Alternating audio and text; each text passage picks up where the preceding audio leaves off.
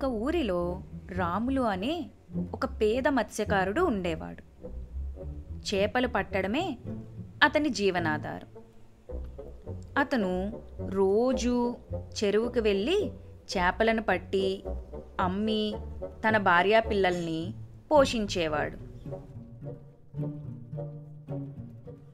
అయితే ఒకరోజు ఎప్పటిలాగానే చేపలు పట్టడానికి వేటకు వెళ్ళాడు. వలలని చెరువులో వేసి చేపలను పడుతున్నాడు.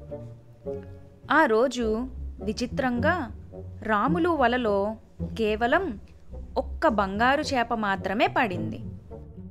విచిత్రం ఏమిటంటే ఆ చేప మాట్లాడుతుంది. దానిని చూసి రాములు ఆశ్చర్యపోయాడు. అప్పుడు ఆ చేప రాములుతో, దయచేసి నన్ను వదిలేయండి, నేను ఇంకా చాలా చిన్నగానే ఉన్నాను, మీకు ఏ రకంగా కూడా ఉపయోగపడను.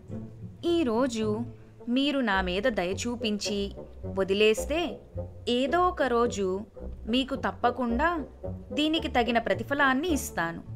నన్ను నమ్మండి, ప్లీజ్ నన్ను వదిలేయండి అంటూ రాములుని వేడుకుంది. రాములు ఆశ్చర్యంతో, నువ్వు నాకు సాయం చేస్తావా అంటూ నవ్వాడు.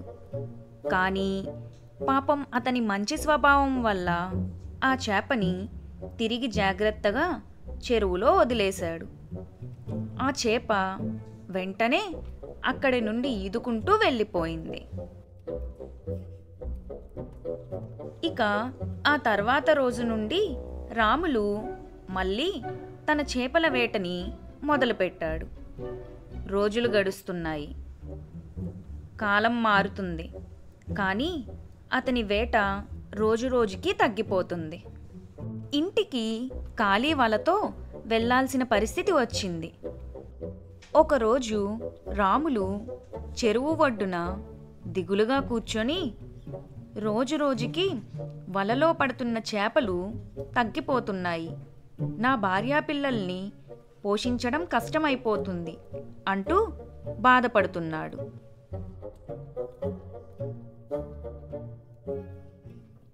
ఇంతలో అటుగా రాములు ఒకప్పుడు దయతో వదిలేసిన బంగారు చేప వచ్చింది.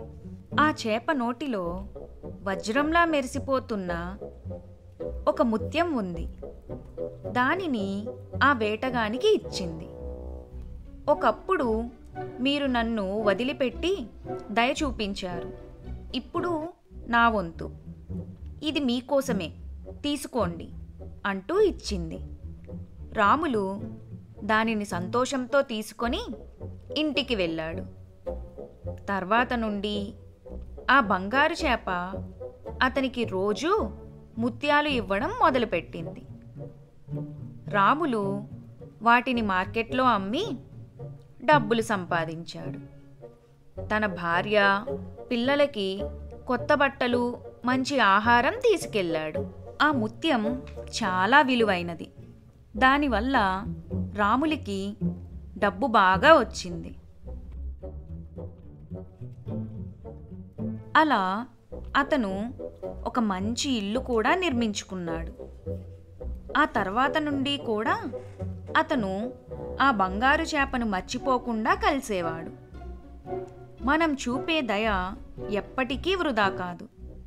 వెంటనే ఫలితం లేనప్పటికీ ఎప్పటికైనా దాని ఫలితం తిరిగి వస్తుంది.